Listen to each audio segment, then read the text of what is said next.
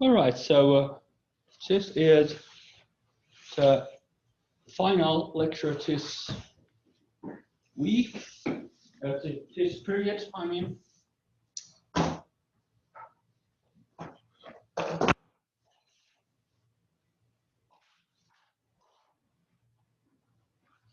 And we're going through one category of integrals that typically involves singularities or infinities in some way, and we're going to have a look how to deal with them.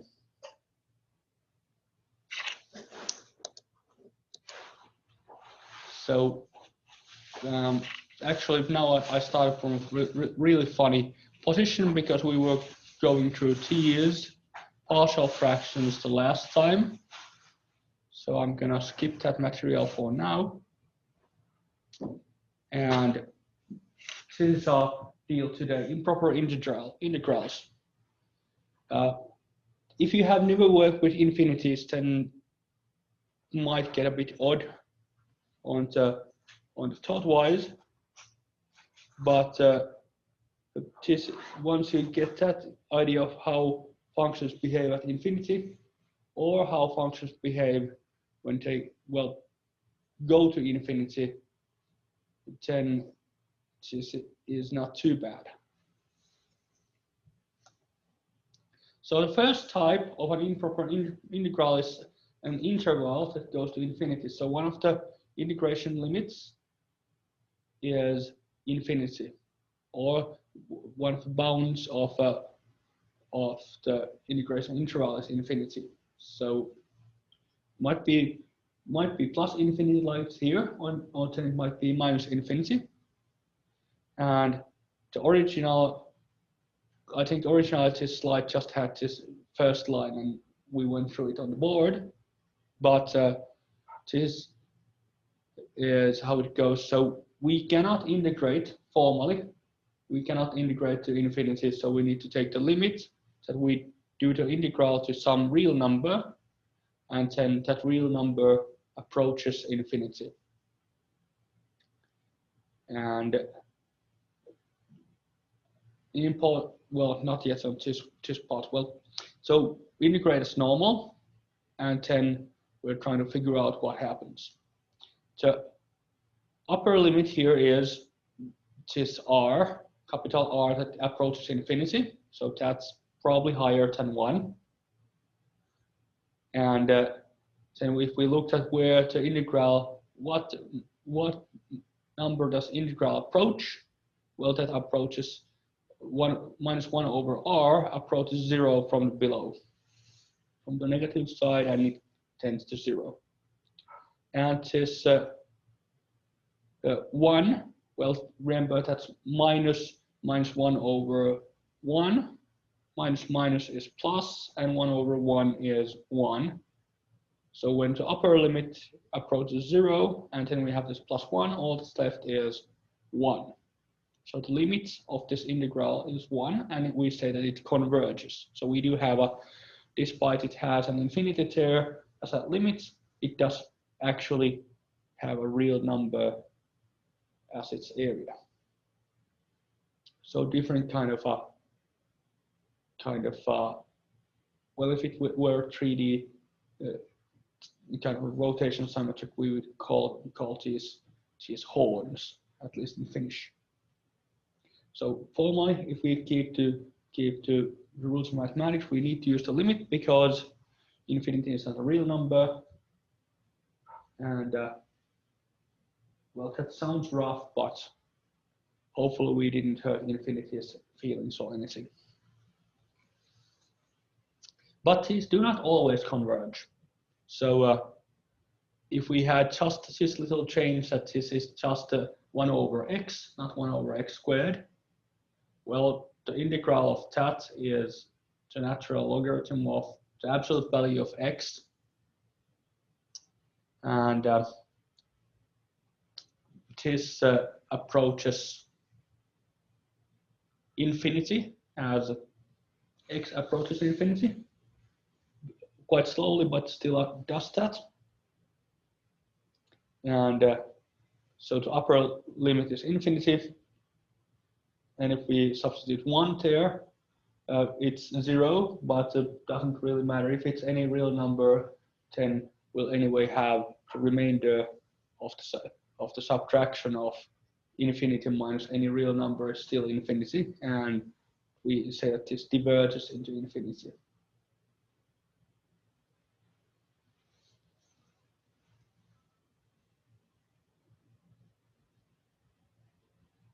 And there are actually specific rules that allow you to see from the shape of the function how does this behave. You might need to do, if there's a more complex function, you might need to do this in parts, so separate into elementary functions, and if one of these diverges, then more or less all of them are expected to diverge. So technically, if the function approaches 0 at plus or minus infinity, then the integral might converge. Not always. There are a few other cases where it might still diverge. For example, if it has the value of infinity somewhere in between, which is type 2 integral. And of course, we might have several functions which both approach infinity. So then the area between those functions then might be calculable. So we'll need to check the final function. So that's the one case where it might actually not help do things separately. Now, of course, things like cosine x. What's the value of cosine x at infinity? It's actually not defined, and the volume of cosine or area of cosine x is really not definable either, unless we know the specific interval, so it does not converge. So the type 2 indefinite integral is such that the function, the integrand, is unbounded at the end of the interval or somewhere within the interval, but we can deal with that by dividing this function into dividing this integration area, the integration interval, into separate intervals to see it. These may also converge or diverge. And how we're going to deal with this, we replace the corresponding end of the integration interval with the some constant and take the limit where the constant approaches the actual end within the interval. Example is here, from 0 to 1, 21 times 21 over square root of x dx, which is 21 times just the elementary integral of 1 over dx. And now if we check what happens to integrand at 0, the value is infinity. By the way, if you haven't had that word before, integrand means the function that is within the integral sign. And this might also happen that if we had, for example, this function from -1 to 1, then it will actually go both plus and minus infinity there. Actually, it wouldn't, because okay, some functions would, but this one doesn't, because the square root isn't defined for negative numbers. So then we have an entirely different case of function not even defined on the interval, which I guess is also an undefined integral, but then when it's not even defined, then we really cannot integrate that. So yeah, that's one part. That if there's a location where the function doesn't have a defined value, then we're obviously unable to integrate it. So if it's just a point, then the effect of that one point is, well, the width of a point is 0, so it should not have actual effect on the integral value, but we would then need to take a limit to that point where it's undefined as well, if we do things the formal way. In this example, we get that we can calculate that, integrate as normal, and take the limit. So we get that it is upper limit has a value of 2, lower limit has a value of 0, and so the area over 21 is 2, and the final area has the answer of 42.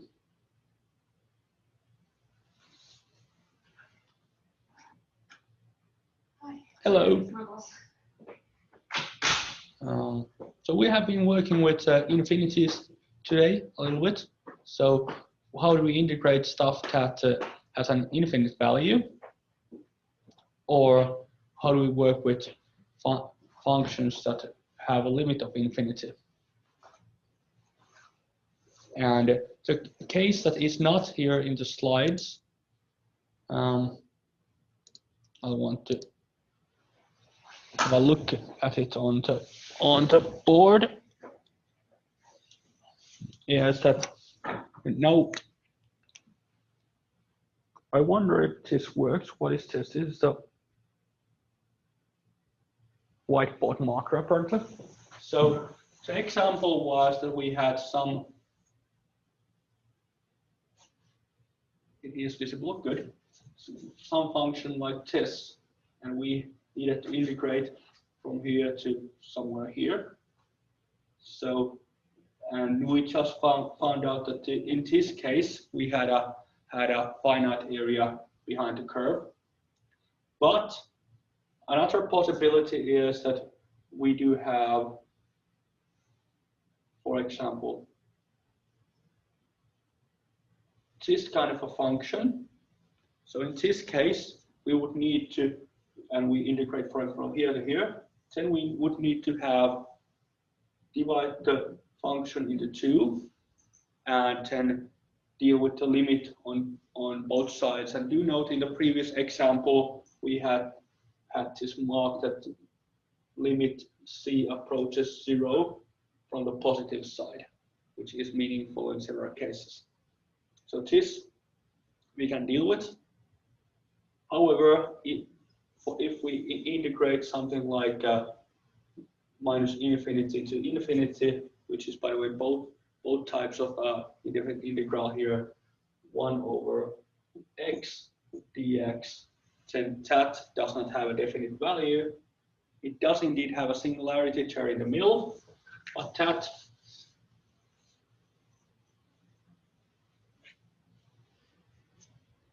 behaves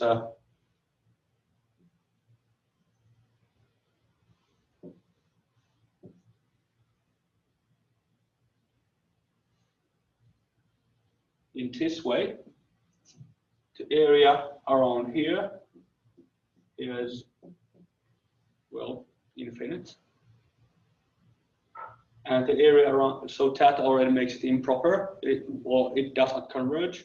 And then the area around here is also, but it's minus infinite. So we are having infinity minus infinity. So, so that's several ways of improper and not calculable. Similarly, if we had just x squared, so it's now it's all on the positive side, and it has in the middle this kind of infinity. So we might have, for example, minus 1 to 1. So now it's an example of a function that has an infinity term in the middle, and then we would still need to deal with how to deal with the point at 0. I think we earlier found that this converges, so the 0 to infinity one, so probably this one actually does converge as well.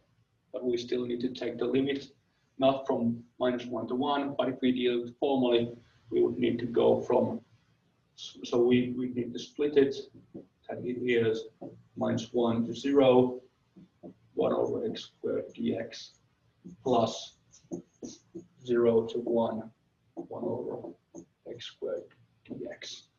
And then we notice that the integrand doesn't have a defined value, so then we would need to take limits by side. So this would be take the limit of the integrand where c approaches 0 from the negative side, and this one we will need to take the limit where c approaches 0 from the positive side and replace those with the c's.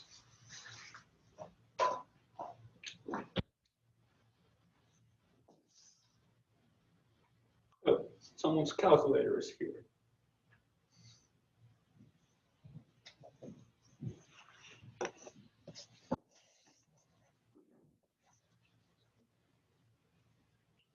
All right, so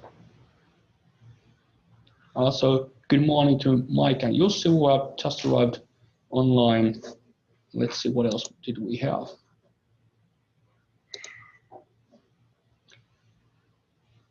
So those were the few points that were not in the lecture slides. So examples of an integration interval where in the middle of the interval we get to infinity.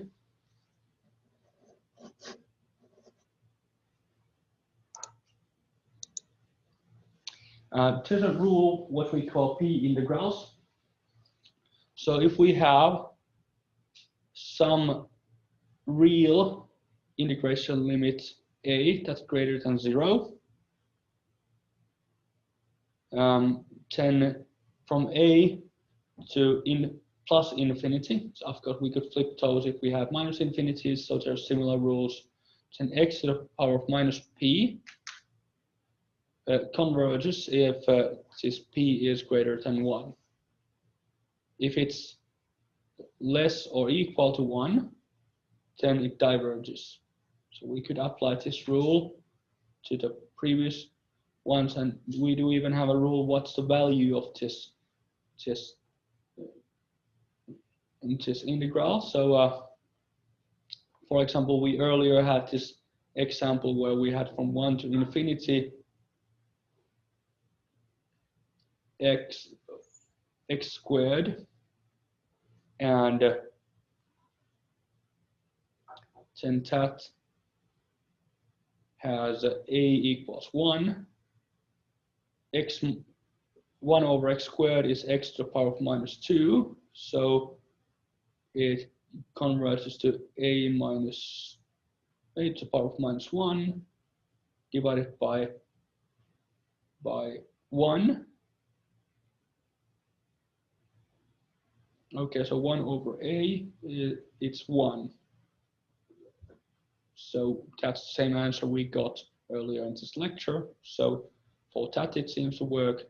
And then we had this example of what if we have 1 over x, where so in this shape, it has the p of 1, and it diverges to infinity, which we earlier noticed that yes, it did. And similar rule for 0 to some real number a of x to the power of minus p. T's converge if p is smaller than 1, and it diverges into opposite case.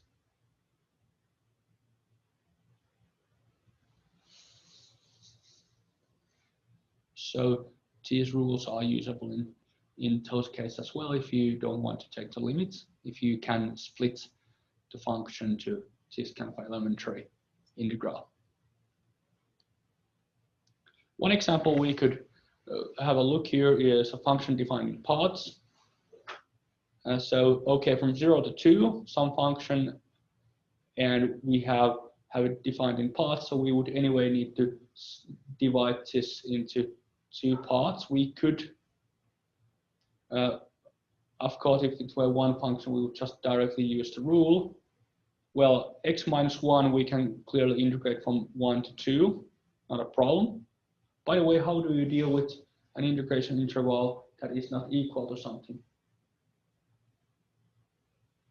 Technically, here we do not have a case where the integration interval would be, so this one, the endpoint being included or not included technically doesn't matter for the area, because the little infinitesimal sliver that is at the endpoint does have the area of 0. Now here we technically don't have the integrand take the value there where it would go to infinity, but we still, because we'll now need to then anyway take the limit here, because we're approaching but never reaching formally this x equals 0.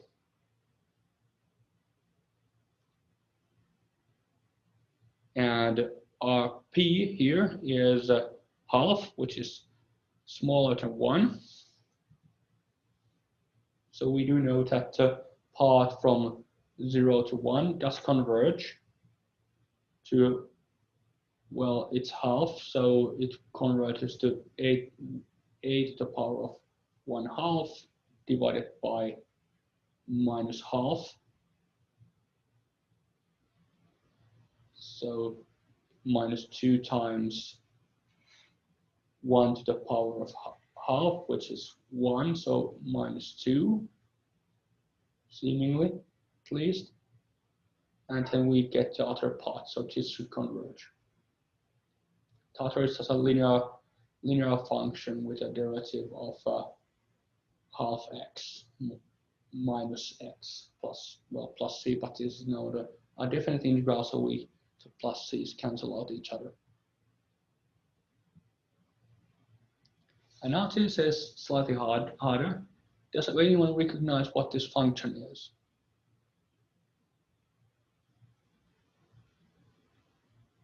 Anyone on the internet? A good part is to check, do we have any comments in chat? I don't at least see any alerts here. So this is a bell curve. Actually, now when it goes 0 to infinity, that's just half of the bell curve. We later on do learn how to integrate these things, but at this point, we cannot actually integrate this function. And we'll need to find out if it converges. And if it does, can we estimate some kind of an upper bound? Well, from 0 to 1, well, if we just put 0 there as a value, we notice that this goes to, at 0, this goes to e to the power of 0, which is 1. Any real number to the power of 0 is 1. So, and it actually goes downhill from there. Both sides doesn't matter really. So between 0 and 1, the area is under 1, because the maximum value is 1 and our interval width is 1, then it must fit in a 1 times 1 square, which has an area of 1. And then outside of that area, it is actually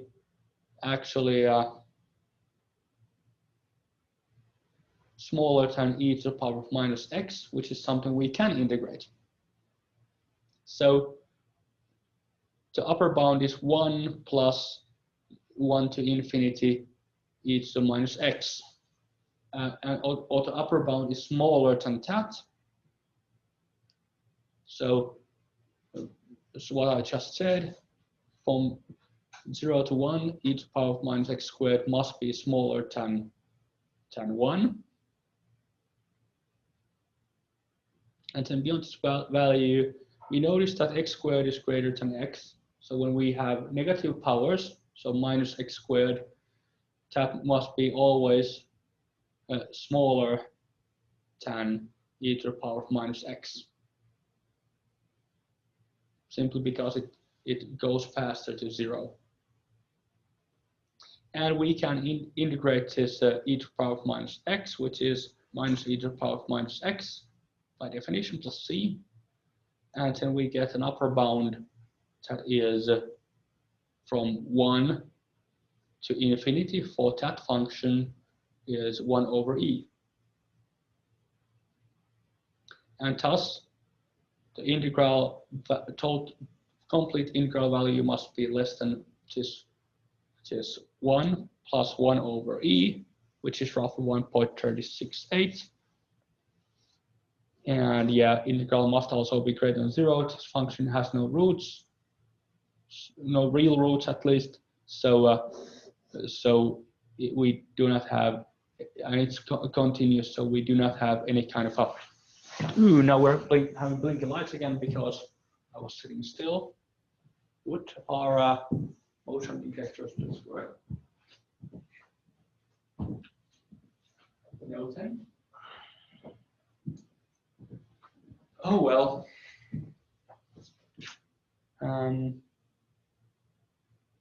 Actual value is the square root of pi over 2. So the area of the entire bell curve is square root of pi. And now I actually want lights because I'm supposed to show this. Oh, here we go. So what does it look like? So what does it look like geometrically? What we just did. So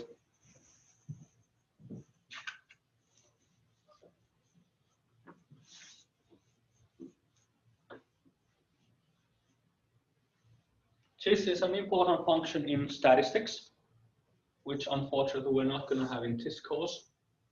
So typically or theoretically, a population that has symmetrical white noise error, or well, not white noise, but kind of a typical, so normally distributed, so typical variation in a large enough population has a distribution where we're having really small amounts of values the further away we get, and then we have a relatively flat top, and it's symmetric both ways, the bell curve, or sometimes called the Gauss curve. Peak is at 1. In statistics, we scale the peak down so that when we divide everything by square root of pi, then the area will be 1, because right now the area under this curve is square root of pi. And now we wanted to estimate from 0 to our approaches plus infinity. What's the area? And the way we did it is that we instead used, so if this is e minus x squared, then if we use as a helper function, not completely scale, this is e to the minus x, then between 0 and 1, this is smaller, but we know that this box, which has the height of 1 and width of 0 to 1, which is 1, is even larger. So we know if we want to estimate an upper bound, it's enough to know that, okay, it's by the hells. Okay, that's, I'm not sure if we're, yeah, but actually, I've heard that, you know, the president cuss on our public screen, so probably I'm allowed as well. So how do we estimate the upper bound is that the 0 to 1 part fits inside this box, and then we're having some slack here, and we can integrate this upper function, so we know that the area around here is smaller than what we have here. So this had the area 1 is 1, and this area 2 is, we had this 1 over e, so we know that the true area is smaller than a1 plus a2. So that's the reason how we could find this upper limit here.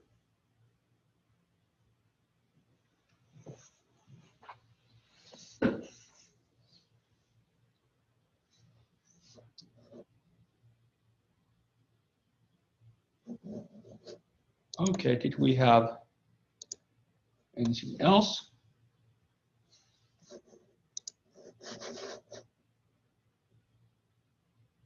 And yeah, in what is currently engineering mathematics 2, but what will be divided into courses engineering mathematics 3 and 4. So you will have a change in your course structure. In those courses, you will learn how to actually evaluate that proper value of the area.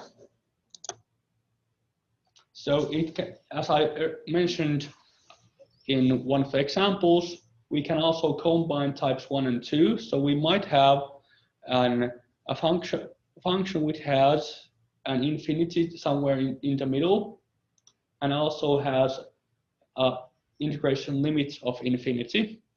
So then in this case, again divide it into multiple parts, pick some nicely evaluable point in the middle, which hopefully lets you cancel some terms, and then evaluate this in several. So divide the integration area into several areas and evaluate the areas separately.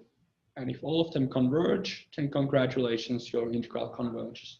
If even one of them has infinite area, then the entire integral has infinite area. And if you get plus minus infinity is also kind of on opposite sides, then that also diverges. So technically, that way you could also check this cosines and sines. So it's going to have infinite negative area if we count only the under the axis parts, and it has infinite positive area if we count above the axis parts. And then we get infinity minus infinity when we sum those up, which is not a number. So a cosine or sine curve does indeed diverge. Okay. And this was our last topic. This course, I originally had hoped we had time to do this by yesterday, but the slides weren't completed already, and I really don't want to talk about infinities without preparing slightly in advance. If you want a little sneak peek, we're not going to go through much of this. We actually are going to go through polar coordinates next period, but we're only taking more or less. Actually, yeah, this should be actually doable with our next period material as well. So how to actually evaluate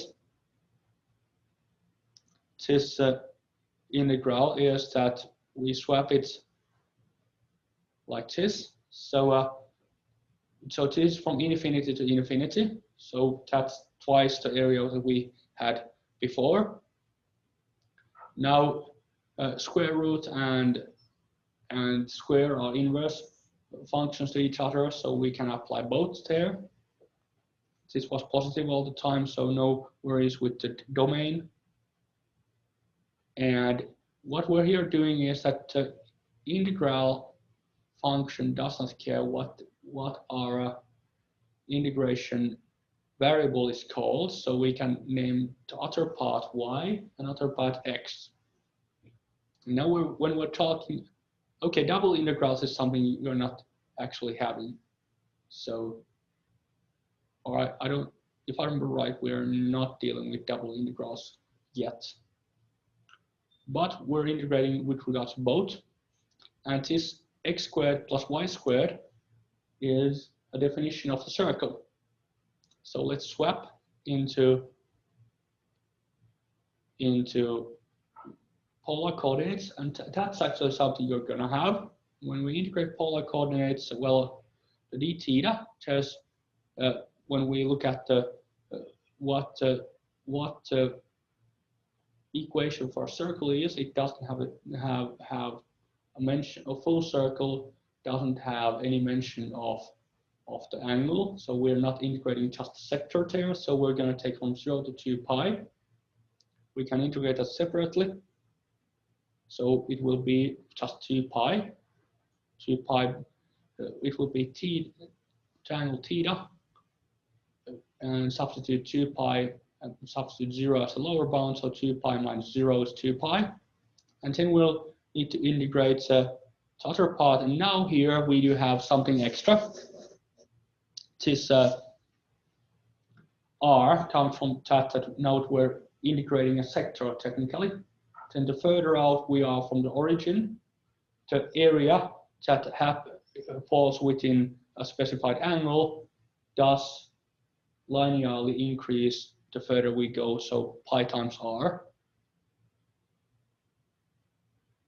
And this R times e to the power of minus R squared is integrable. It's 1/2 e to the minus R squared. And now when we substitute the integration limits of 0 and then limit to infinity, this is missing an infinity sign here for some reason, then we get well, the upper bound, which is a negative power, so the upper bound goes to 0, lower bound is e to the power 0, that's 1, and it has a multiplier of minus 1/2, so it's minus 1/2. 2 pi times 0 is 0, minus 2 pi times minus 1/2 is minus 2.5 cancel out each other, so we just have pi, and we have this square root over everything here, so it's square root of pi. And this is from infinity to minus infinity to infinity. When we had in our example just from 0 to infinity, that's 1/2 of it. It's symmetrical, so it's square root of pi over 2. But you don't need to actually notice quite yet.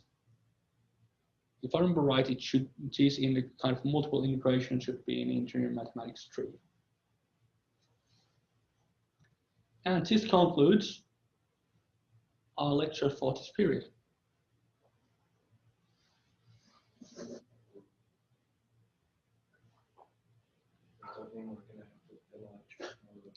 Yeah, we're having some demos tomorrow.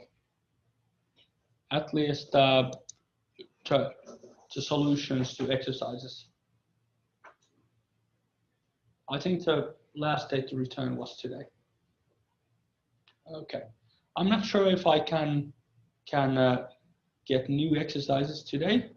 Problem being that at the moment I'll need to check when I needed to actually return your exam to the examination team. So I'm not gonna be there myself to examine you. I'll deliver all the material, and then we'll have separate invigilators. So I'll need to make sure that it is done in time. It's not completely ready yet. I have an idea what I'm doing, but I still need to check that I don't do anything silly things like put unsolvable problems into your exam, which would be relatively nasty. Okay, it would be easy points for you by stating that this is not solvable, and that gets you full points. But it's still nasty for people who assume that they can solve the problems in the exam. And once I've checked that, if I have time, then I'll probably already submit to new exercises. But these exercises will not be due next week, because next week's examination week, but they will be due the week after. So there will be some time still. And now I'm just gonna check if we're having, am I sharing my screen? I'm not, so let's still share the screen. So just that we had in this link where you can access your timetables. Let's go. Okay, this is today, and next week is the examination week, no lessons. And here we do have 3 lectures. Well, the demo is supposed to be here. Probably these Monday and Thursday are going to be slightly shorter. And then Wednesday is going to be slightly more packed. And we're having the only exercise session will be on Wednesday 28th. So this is a slightly larger hall. we all fit there. So our only exercises next period will be right after the lectures. I'll try to get exercise published on Tuesdays, and if the return date will be in the future on Wednesdays, then you can also ask about the previous week's exercises on the exercise session.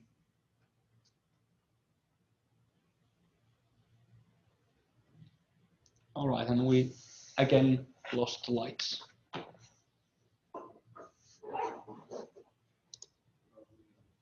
If you have any questions, then we do also have well, if you want to ask about previous week's exercises, then I'll be available on the exercise session today, and not sure. Maybe we should also have a look at if I can get the exercise in time, then we could have a look at those in tomorrow demos. But I'll need to see how much work I can put towards well. So the exam has priority, because not having an exam is gonna lead into weird problems. And I also have office hours today and Wednesday if you have any questions. And other than that, well, I usually don't wish good luck for the exam, because hopefully how you do in the exam is not down to luck. And this concludes this morning's session. And what's recording?